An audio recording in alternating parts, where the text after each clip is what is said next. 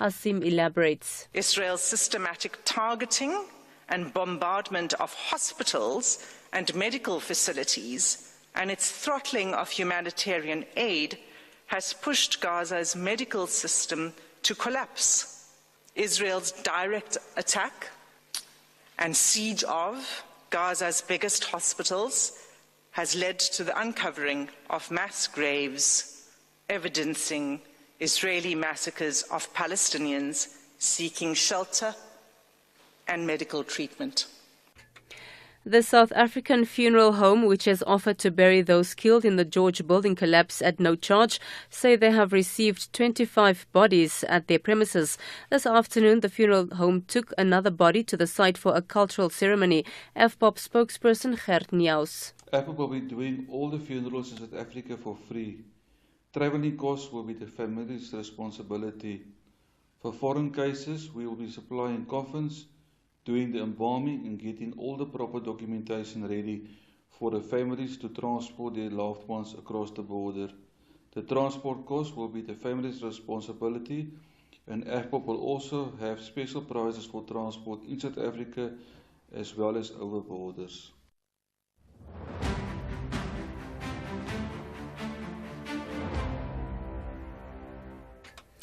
DA leader John Steenhuisen has promised 2 million jobs if the party is voted into government after the May polls. On Tuesday, Statistics South Africa revealed that unemployment increased to 32.9%.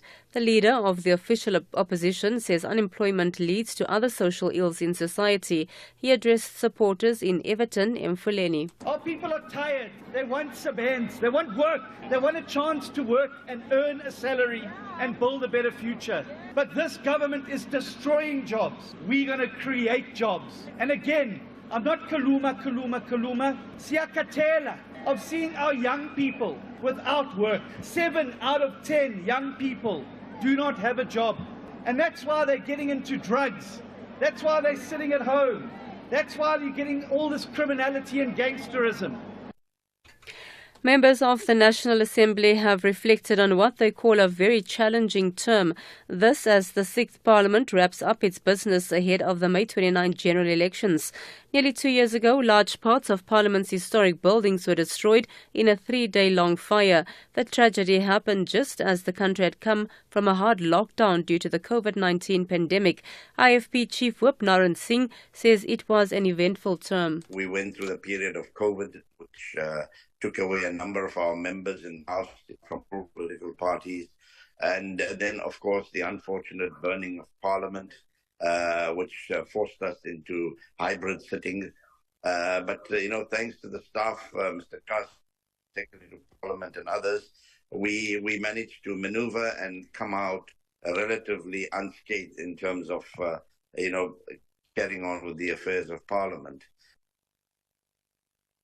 Recapping the top story at 8 o'clock, South Africa's legal representative Dr. Adila Hasim presented to the International Court of Justice that Israel's targeted attacks on hospitals have turned shelters for displaced and ailing civilians into mass graves. More news at 9. SABC News. Independent and impartial. Radio 2000 is for the music head, the conversation starter, and the sports fanatic. Our music is for you, the soundtrack of your story. At 2000, we know that every whistle blow echoes beyond the field. And for that, we'll bring every sporting code into your home as it happens on and off the field. We fact-check our reports to ensure that the word on the street is legit. The mandate is simple, keeping you informed and entertained. If music be the food of life, then allow us to play on, reflect, connect, and dance to the global rhythm. Radio 2000, our music, your memories. Are you tired of being declined for finance? Don't let blacklisting or debt review hold you back any longer. SMS Clear Me to 33585. Debt Clear SA is here to clear your name and unlock your financial freedom. SMS Clear Me to 33585 to be removed from debt review or blacklisting. T's and C's apply. As we honor Workers' Month, let's acknowledge the challenges our country faces: scarce job opportunities and significant inequality. We've voiced our concerns before, but now it's time to embrace change. This is our moment to shape a better future. Together, we can be the architects of our economy. Let's collaborate and create opportunities, working side by side to build a thriving community and economy. Radio 2000, our music, your memories. It's greater than a degree. It's going places in the car you bought for yourself, which is covered against the unforeseen, just as you are. It's the advice you need to start investing sooner, for the retirement you want later. It's being the first in a family to graduate and own a home, but not the last. It's greater than the 4.54 billion rand in profit share allocated to our members in 2023. It's mutuality for the greater good. Visit pps.co.za. PPS is a licensed life insurer, controlling company and authorized FSP. Your favorite music on your favorite station. Radio 2000. Our music, your memories.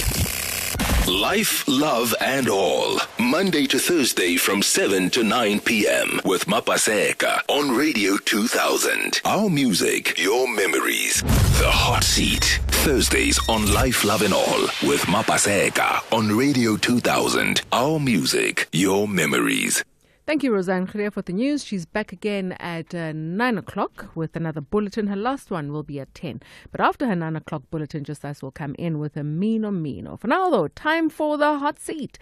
We are talking music and manifestos. We've got Mahlengi Bhengu-Motsiri in the studio. She is the ANC spokesperson. Yes, feel free to call us on 086-000-2479, or you can send us your voice notes on 060-584-2250. Yep. We're going to start off with one of her songs. Of course, we've got a few of her songs. So we're going to start off with Aluta Continua, Miriam Makeba. And when we come back, we'll find out why Aluta Continua for her and also get into the questions. If you have questions or you'd like to share some thoughts, feel free to call us or send us your voice notes.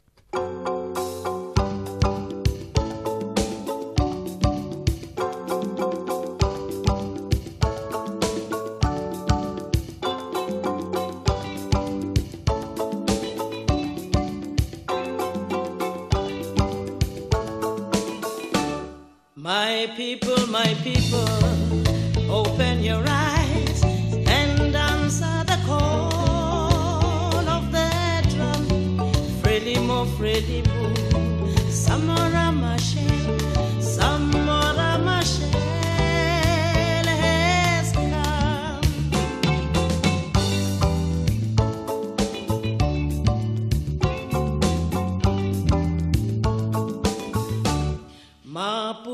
Maputo, home of the brave, our nation will soon be as one. Frelimo, Samora Machel has won.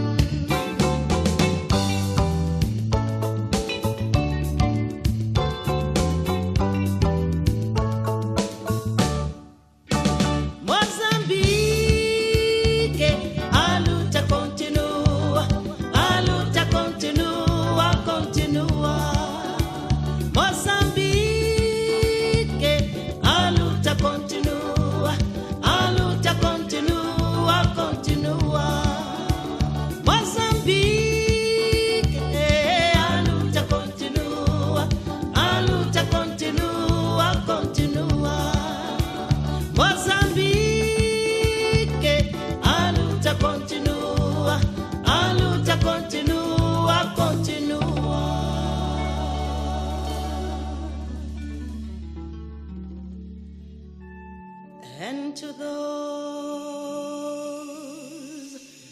who have given their lives, praises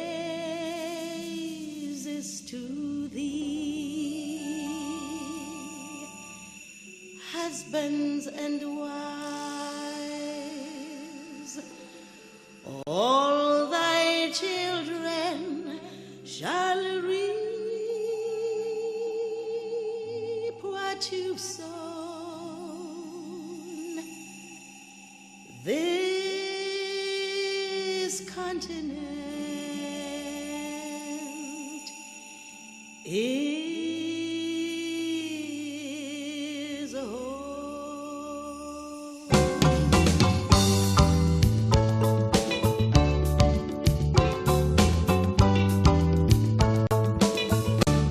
My brothers and sisters, stand up and sing.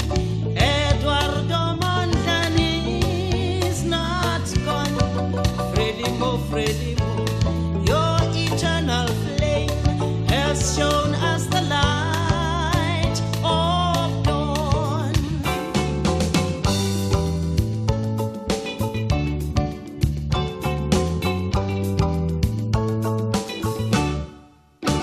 Mozambique, a luta continua, continua. In Zimbabwe, mama, a luta continua, continua. In Botswana, a luta continua, continua. In Zambia, a luta continua, continua. In Angola, a luta continua, continua. In Namibia, a luta continua, continua. In South Africa, a luta continua, continua.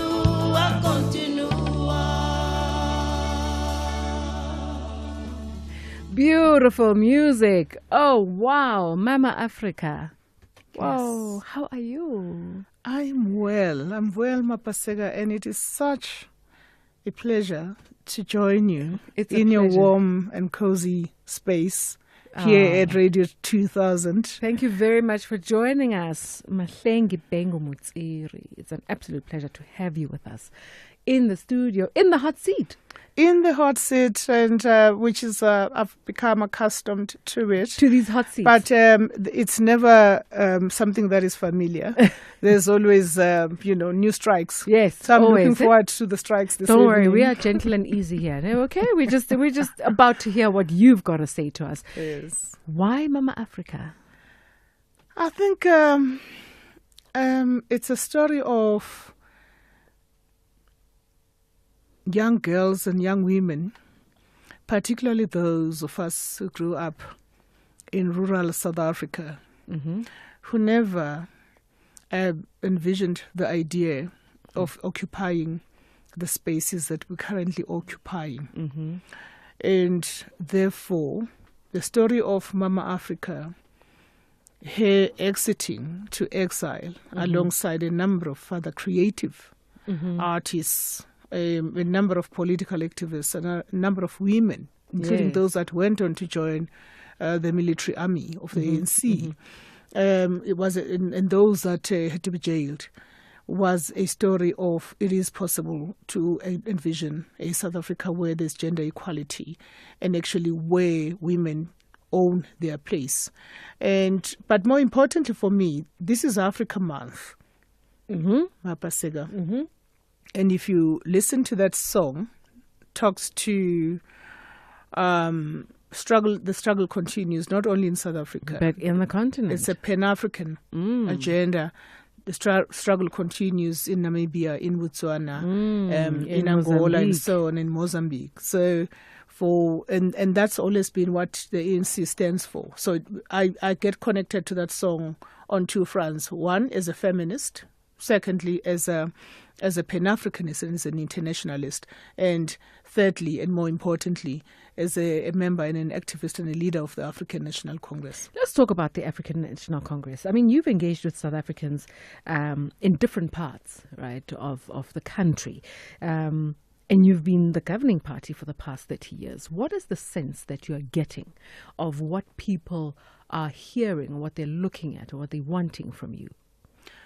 Well, what we first did, and I think I just want to retrace our footsteps, what we first did, and this is now unprecedented for the ANC. Sometime last year in September in Dobsonville, we launched what we called the ANC 2019 Manifesto Review process. Okay. We had not done that in previous terms since 1994. And the idea really was that we keep telling South Africans about this idea of the ANC cleansing itself, renewing itself. Right. And we keep getting the feedback that says, oh no, it's just spin.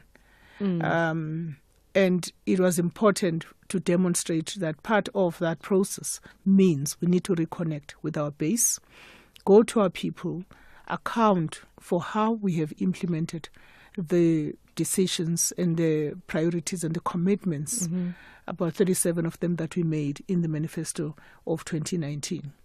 And indeed, we launched that manifesto review and went across the country, all the way to the voting districts, all the way to the branches of the ANC, and came back with a compilation of the report, which then informed this manifesto that we've now presented to the people of South Africa. But now I want to know how you've been received in all of that. The reception, if you know what you're following, the reportage in the mainstream media, in the social media. I mean, we were taking a lot of beating 6 months ago, going backwards. If you just throw back in digital and social media spaces. But look at where the ANC is now. If you do sentiment analysis and you look at impressions and engagements and you look at conclusions, and that's the one aspect of it. The second aspect of it, look at what we've always been strong at, which is how we connect with our people, and often, to use the ANC lexicon, we call it the ground battle. So that's our strong point. We are everywhere. We're the only organization in South Africa that is everywhere, in every ward in South Africa, in this country. We're the only ones that have got that kind of wall-to-wall presence. So the reception, back to the question, I thought I should frame the question. Back to the question, if you look at the campaign trail of the ANC, it's a 7-day affair that often ends at midnight, starts at 5 o'clock, and is accompanied by an army of people that just wake up because the ANC is in the area. Whether it's a former President Thabo Mbeki, or whether it's a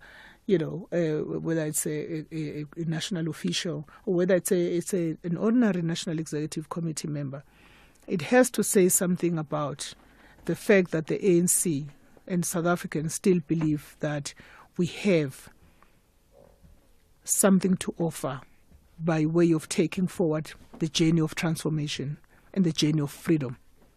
You know, when you look at the journey of transformation within the country, it takes us to the fact that 30 years down the line, do you think the ANC has achieved what they needed to have achieved in 30 years of democracy? Well, I believe, and this is something that we've said before, and the person that sponsored this thought process is Dr. Zamani Sol, one of the leaders of the ANC, who's the chairperson of the ANC in the Northern Cape and the Premier in the Northern Cape, and penned a very beautiful article where he said, one of the things that South Africans and we ourselves are self-defeating as the ANC, because we are not acknowledging the fact that 300 years of colonialism arrayed against 30 years of democracy.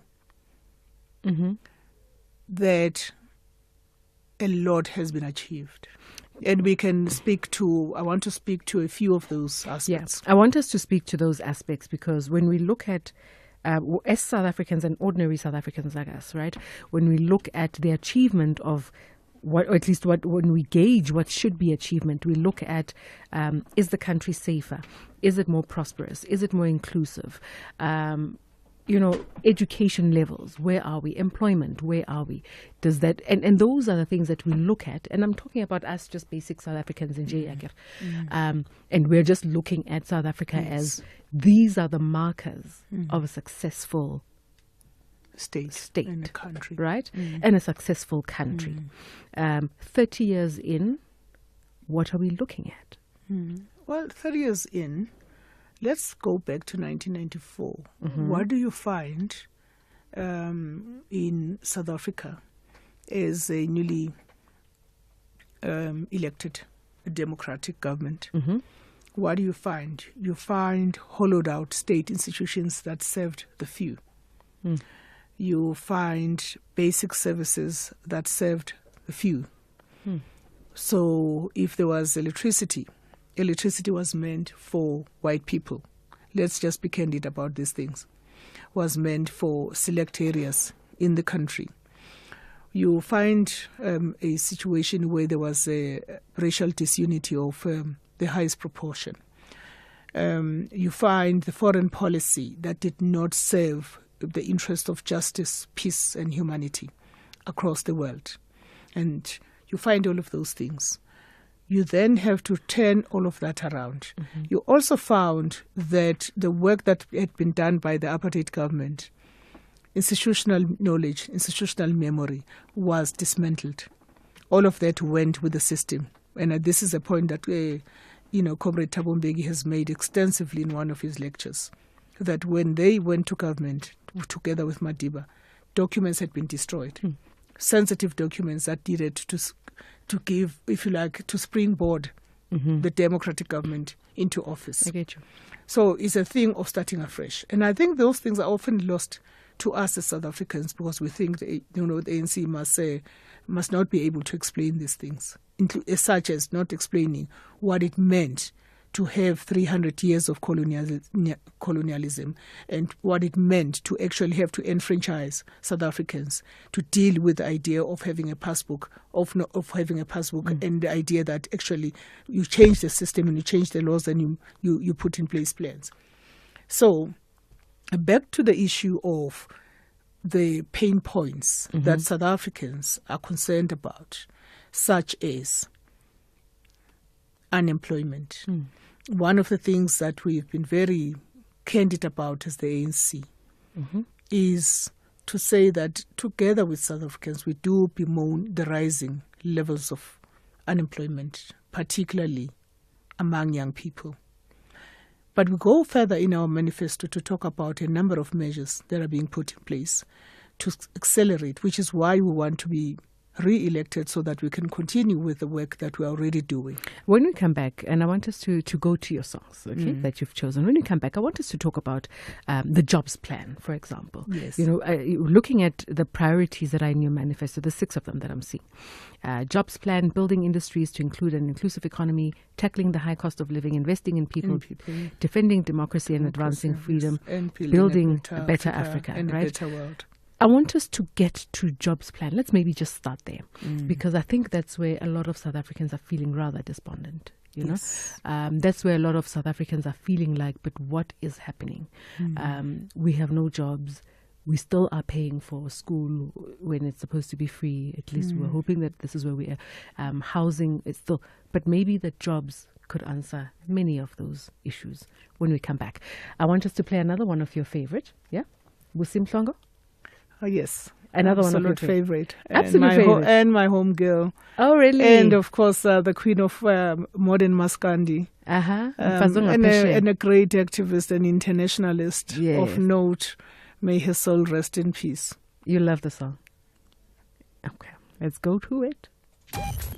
Call Radio 2000 now. 086 000 2479. WhatsApp Radio 2000 on 086 584 2250.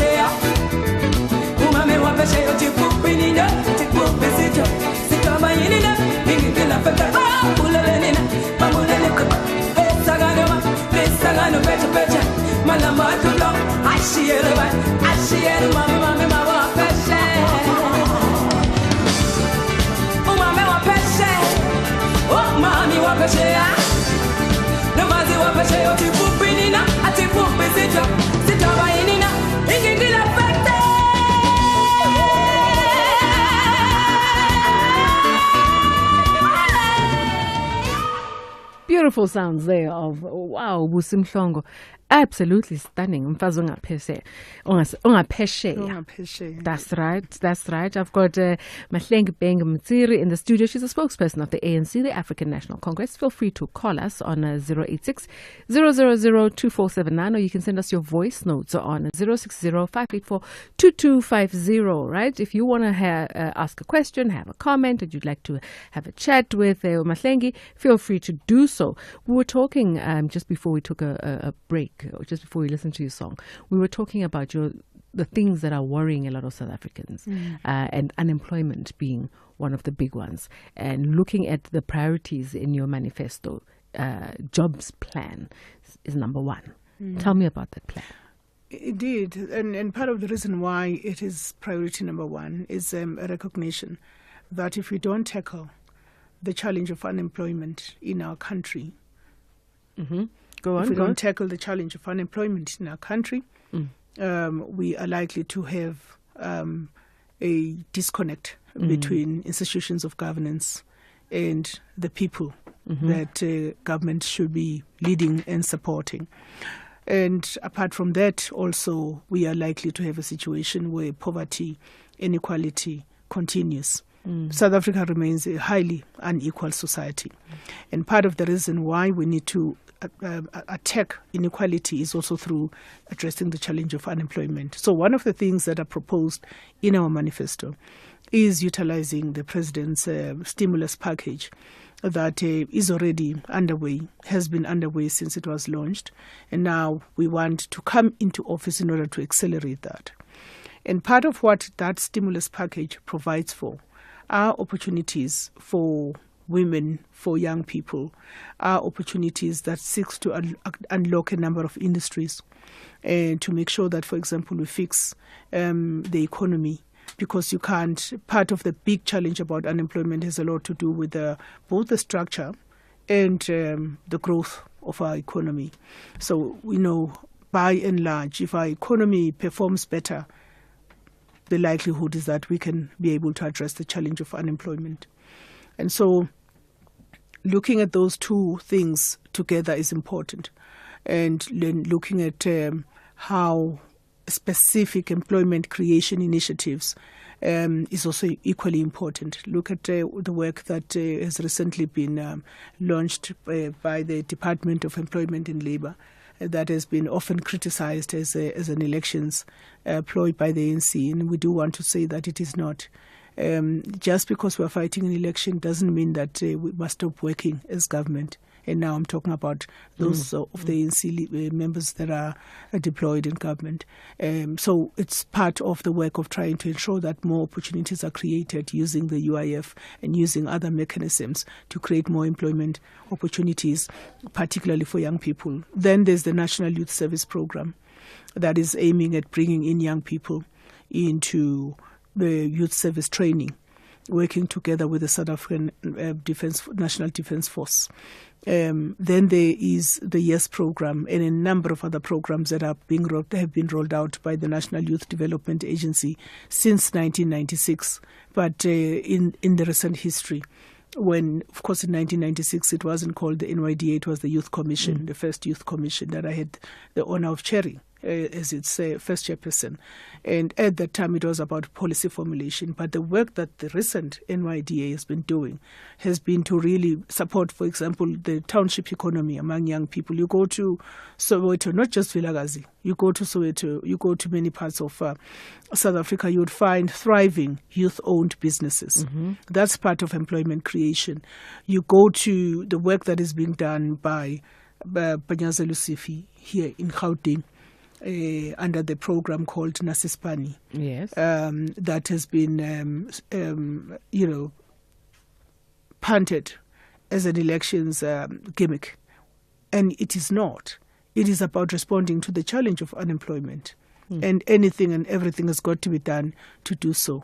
Whether it's the crime wardens, whether it's all of the young people that have been enrolled in those programs, that is practically tackling the challenge of unemployment, particularly that of youth unemployment. So there is quite a lot of the things that are being done. You go to the small business environment, there is a lot of things that government has done to bring in low-cost capital, for example, for people to be able to fund their ideas and get the proof of concept all the way to launching a business, and then it's up to them then in terms of how they manage the business going forward.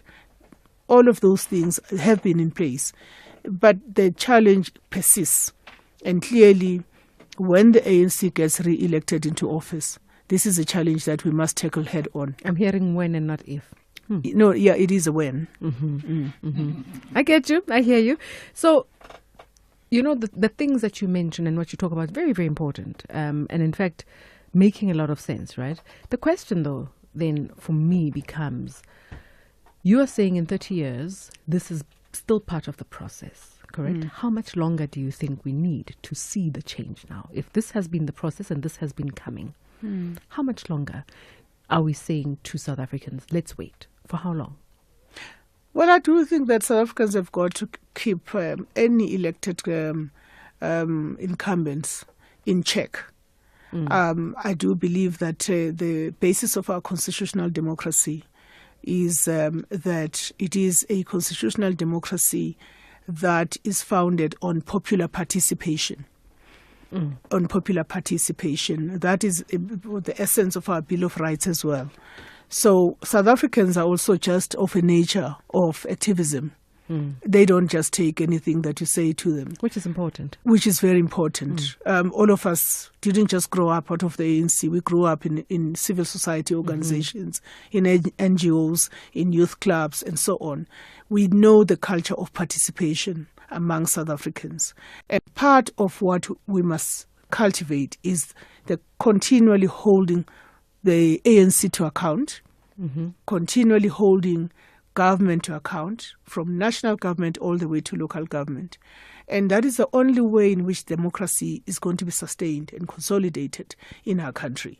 30 years is may seem like a long time, but those that have been involved in governance, if you look at case studies internationally, 30 years when you're dealing with systemic challenges that you've inherited over more than a century, means that you've got to lay a foundation, and then you go through a formative stage. So then you must go to a consolidation stage. So where are we? Are we laying the foundation?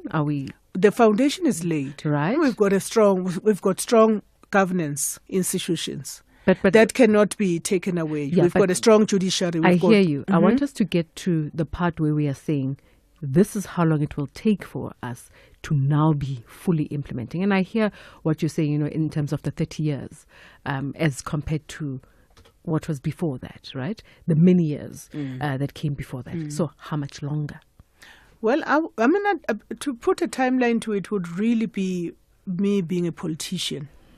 This is you being a politician, not answering. No, I really want to speak about it candidly in this sense that the electoral term is 5 years, which whoever votes for any party must expect that the party will implement their manifesto, because you vote for the party on the basis of the strength of their manifesto. Of course. Must expect that party will, in that 5 years, implement at least 60%, 70% of their commitments.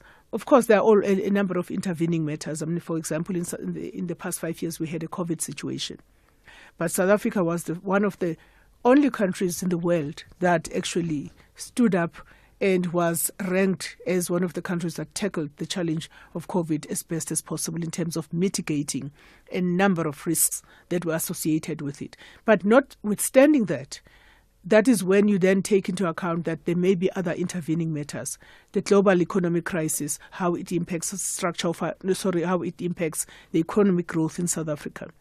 But all I want to say that when we get re-elected into office, we have the expectation that South Africans should hold us to account. That is why we need strong NGOs, progressive NGOs. That is why we need strong youth organizations that are not beholden to the ANC, but that care about the direction and the future of South Africa. Let's go.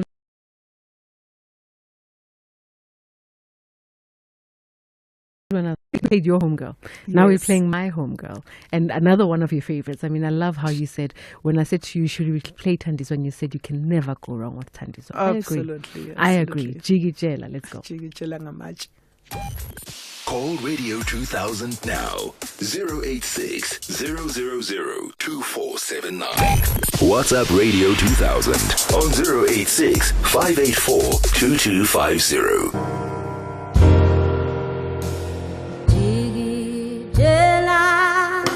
Gamate, soba shaya gamate, como zombu yani nitigi jela gamate, soba shaya gamate, como zombu yani nitigi jela. So much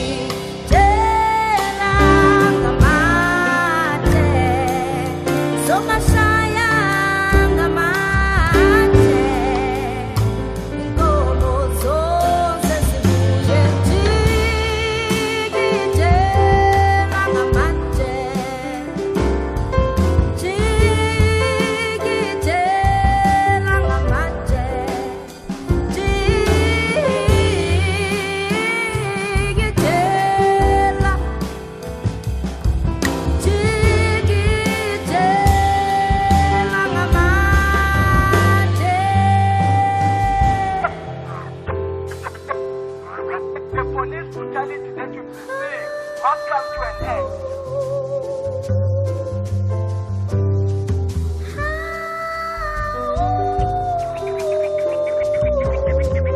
Peace must fall movement.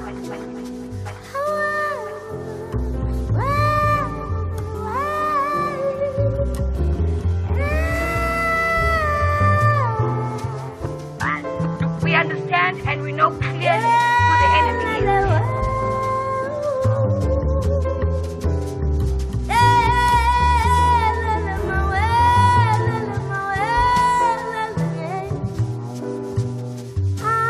Our futures and the futures of our children and our children's children is at stake.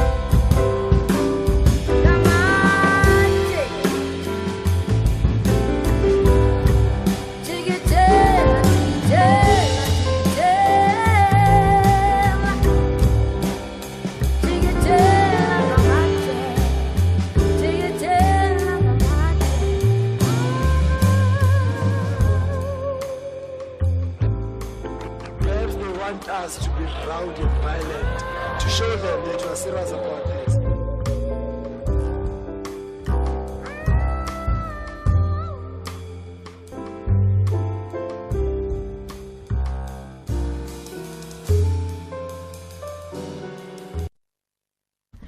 Oh, beautiful sounds. Thandi Somazwai. Saturday was a blast with her concert, hey? Yeah. Man. Sankofa is the album to look out for. She's doing amazing stuff. Absolutely amazing. All right, we continue our discussion. I've got on the hot seat Mahlengi Bhengu-Motsiri. She's a spokesperson of the ANC, and we are talking about, as we've been doing for the past few weeks, we are talking to different political parties, finding out about their manifestos, finding out how poking at everything that they're talking about and promising South Africans. Why this, why that, and why not this? So we've got our listeners as well, and feel free to call us on 086-000-2479. You can send us your voice notes on 086-000-2479. Let's go straight to the voice notes. Hello, Ospasi. And your guest mo studio mo. Hey, Ospasi. We really love the ANC. But it's not the ANC failing us. It's the people. Babalengamara ANC. Babar failang, Ospasi. When we go to our leaders, no one are two sang Ospasi. Arna di tsela, arna metsi, arna di toilet. Jimmy Mago the basic of Motsebe, thank you, Ospasi. Okay, that's one. And you're going to answer to that one? Do you want us to go to the next one, or you want to answer this one first? Let's go to the next one. All right, and then you'll come back and answer both. Yes. No problem. Mapaseka, can you ask the ANC representative, man, that is it right that their people goes to our old people and lie to them by threatening them that if they don't vote ANC, grants will be stopped? What are they doing to correct that? Because I don't think it's an honest way. They should just be honest. Okay, that's two. Can we go to the third one? And then we respond to all. Yes, I'm happy to that. Hi, good evening, Mapaseka. You are speaking to Daniel from Lewahomo, Limpopo area. I'm listening to the spokesperson for the ANC. But the problem is that, we have been listening to this for the past 30 years, every day. And the manifesto of the African National Congress doesn't change. It comes and comes every year, it comes, and people are tired. Thank you very much, Mapaseka. Enjoy your day. Pass my regards to the spokesperson. Thank you very much. All right. Good night. Thank you very much. Good night. So the first one talks about service delivery. The second one is saying that the elderly are being threatened, that if they don't vote, the grants will be stopped. And the third one is saying, but it's been happening over and over again. Why is there no change? Okay, let me start with the very last brother that spoke about the manifesto of the ANC not changing. There is an element of truth to that. There is an element of truth to that, and justifiably so, because we have a vision. We have a historical mission. We have a vision for a future South Africa. And that vision wasn't just developed by the current leaders. It's a vision that was developed by those that came before us, that in the form of the Freedom Charter that was adopted in 1955. Okay. Up until that Freedom Charter is realized, we would not have done the best that needs to be done together with the people of South Africa to ensure that we have a constitutional democracy that works for all and not for some. So that is why I'm saying you would always find a common thread in all of the ANC manifesto. Where I can correct him is where he says every year, we don't do manifestos every year. They're done. Well, I think we know what he meant. But, the essence of what he's saying is I wanted to address it in that way. The second aspect, it may very well be suggesting that the commitments we're making are not changing. I hope I heard him correctly or interpreted what he's saying correctly, that the commitments that are being made are not changing, or there isn't a sense of progress. I think what he's saying is the sense of progress, because the promises, for lack of a better word, are there, and they've been there. But where's the progress? Where's the development? Well, if I were to just give you stats, look at the census data from the 22 national census data. It paints a picture of where South Africa was in 1994 and where South Africa is at the end of 2022 in respect of provision of basic services. You spoke about education just before we went for the break. Yes. In respect of access to basic education for young people. It talks about the fact that today we have over 80% no-fee schools that you didn't have. A child had to pay money that contributes to the building fund at the school, the teachers' funds, and what have you. Today, an overwhelming majority of the schools, nearing 90%, are no-fee schools. I'm talking about public schools. That is a very clear set of data that is there in the national census data issued by Statistics South Africa. Second element of it, despite South Africa being a water-scarce country and the challenge of dealing with being a water-scarce country, because we are a water-scarce country. So some of the water provision or reticulation challenges that we've experienced have a lot to do with the cause of the problem and not the effect of it. A lot of work has been done to build dams or even to elevate the ones that exist. Government has got over 20 projects in various provinces to address the water challenge. And it's not a program for elections, it's a program that's been rolling for a long time. So census data says that whilst we had close to 19%, only 19% of South Africans in 1994 that had access to water in their yards. In South Africa today, you have 93% of South Africans that have got access to water in their yards. Thirdly, let's talk about energy and electricity, which has been a pressure point. Okay, let's do this. I'm going to ask us to take a quick break, yeah? Okay. We need to go to the ads. When we come back, we'll go to that. Energy and electricity. Okay. We are going to go to that. We also have a caller that's waiting. We also need to talk about service delivery from what we heard from Jimmy Matau. He wanted to find out about agree the questions delivery. I'm responding to all of those ones. About service delivery, actually. There we go. And then we also need to go to about the elderly. We'll come back. The Hot Seat, Thursdays on Life, Love and All with Mapaseka on Radio 2000. Our music, your memories.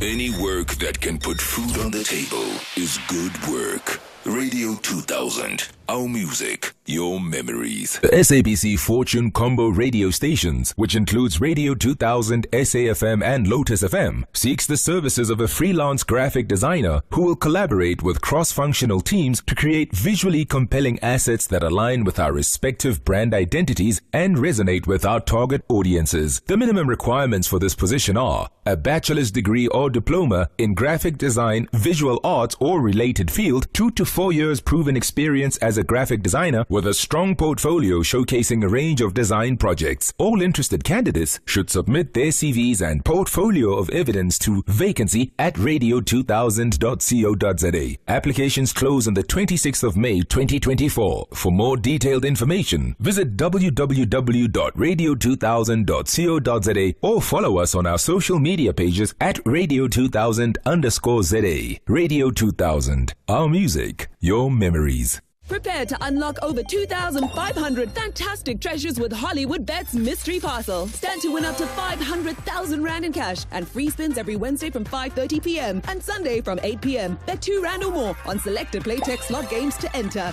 T's and C's apply. Hollywood Sportsbook is a licensed betting operator. Hollywood Bet supports responsible gambling. No persons under the age of 18 years are permitted to gamble. Winners know when to stop. South African Responsible Gambling Foundation toll-free counselling line 0800 006 008 or WhatsApp help to 076 675 0710.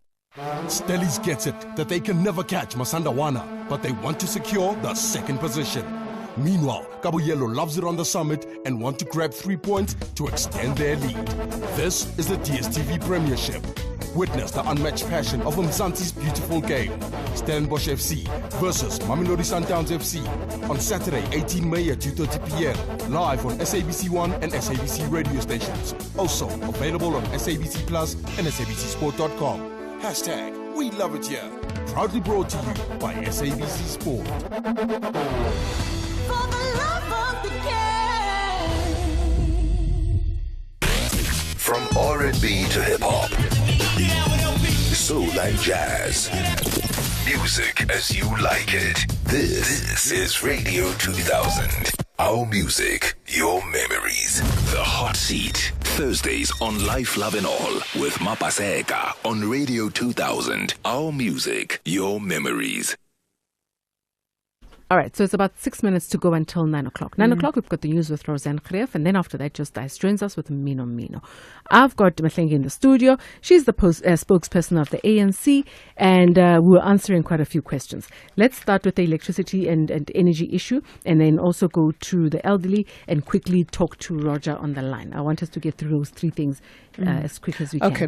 The electricity issue, I think we've seen a lot of improvement in terms of the energy availability factor. In the past month? In the past 50 days. Is it 50 already? Yes. Is it 50 days? Yes. Okay. Mm-hmm. Yes, and I think it's important to underscore that point because it is indicative of the fact that the government's energy action plan is in full swing. Is it indicative of what's to come after the elections as well? It is indicative of what's going to come after the elections because it's it's systematic work about rebuilding ESCOM, about rebuilding the transmission, generation and distribution infrastructure in South Africa. Okay, let's go to the elderly. The question that the part where the caller says people are being threatened. Yes. I don't know where that comes from. The president even addressed that in one of the campaign trails that I was part of and said there is no such a thing. That is propaganda. So if there is such a thing, then they should come up and say, this is who and where. Is that what we're saying? South Africans have got a right to vote for a party of their choice. No. I'm talking about if there is somebody who has done that or it's got to be reported. Can they report that? That's what I'm getting at. It's got to be reported. Okay. That's what I wanted to get at. All right. Roger, hi. Hello, Mapaseka Mokwele. Yaphila Roger. Ndiyaphila siswamna manje ekaleni ngenxa yexesha sisimana I just want to comment on I was listening to his spokesperson. Let me tell you one thing. I know policies of South Africa and the policies of the ANC, they are very good on paper, they are very good everywhere. But those policies are very hard to implement. Number one, I live in Mthatha, right? Umtata currently is a mess, and this is the province that gives their majority vote to ANC. You go to hospital like today, there's no bread at the General Hospital Yasemtat. There's a tender process that is going on in that. Abantu before Bake Isonga, someone needs to tender for Isonga just for the people to get Isonga. Number two, usisi uthetha ngendoba South Africa is a water scarce country where we've got 7 rivers from what you call the Mzimbubu uyoma ngeniba. Do you want to tell me ukuthi bengekho catchment inokwenziwa apho whereby kunamadam I3 I4 enziwayo just for this province alone? Right. Number 3, there's a lot of anarchy in South Africa. If you oppose someone, if you're ideologically opposing this person, that means you are a threat to this person and your life is at stake. There's a high level of crime, and Amapolisa do not even Amapolisa. In fact, the government do not want to solve the issue of crime in this country. Mandigmisa apo Roger, mandigmisa apo so that azokwazi respond ava. Okay, let's go there. And also, as you're responding, also we're getting a lot of texts wanting to find out what's the stance of the ANC with regards to corruption. So let's respond to those quickly. We have literally a minute. Let's start the crime, Roger. Resolving the crime challenge is a function of collaboration between government and communities. Communities come back to and talk about the scourge of crime and gender-based violence and femicide when they harbor criminals who they know, who they don't report. And I do understand, of course, that government has a lot of work to do to ensure visibility of policing, to ensure proper prosecution, and that abantu abakhishwa ngebail and that type of thing. So I just want to say, Roger, it's a collective challenge for all of us. Let's take the battle back to ourselves as communities to protect our communities, working with government. The other one that has to do with water. South Africa is a water scarce country. It's declared as such by international agencies. Regardless of what you say about the rivers, Eastern Cape, it is a water. It's just a fact of the matter. But I do accept what you are suggesting about the work that ought to be done to address that challenge. And I'm saying that work is being done under the aegis of Senzo Mchunu. There was the third issue about corruption. Corruption is a pandemic. The ANC has declared corruption as a pandemic. And you only have to look at our Vision 2032 document and at our stance where we've had people, even within our ranks, being put on step aside, being asked to step back from holding positions because they've been convicted by the courts of the law. Not because Mapaseka has said Mahlengi is corrupt, but because the evidence has been tested and they've been found to have erred. Those people have been taken to task. Corruption is also not just in the state. It's also in the private sector. It's also among private persons. So corruption is also a societal problem that we need to tackle head on. But, we can talk about corruption. I could come back and have a conversation about the work we've done. Look at the anti-corruption report produced by the President about last year. And that gives you figures. I'd love for us to come back and actually have that discussion. I think it's important that we should do that. Unfortunately, we have run out of time. Goodness, it flies so fast. Thank you so much for joining us. It goes so quickly. Thank you so much for joining us. Mahlengi Bhengu-Motsiri. She's a spokesperson for the African National Congress. Thank you for listening. Have yourselves a beautiful week. We are back again with you tomorrow. No, we're not. We're back on Monday. On Monday at 7 o'clock. We'll see you then. Have a lovely weekend. If you missed it, catch the rewind on radio2000.co.za. Life, love, and all. Monday to Thursday from 7 to 9 p.m. with Mapaseka on radio.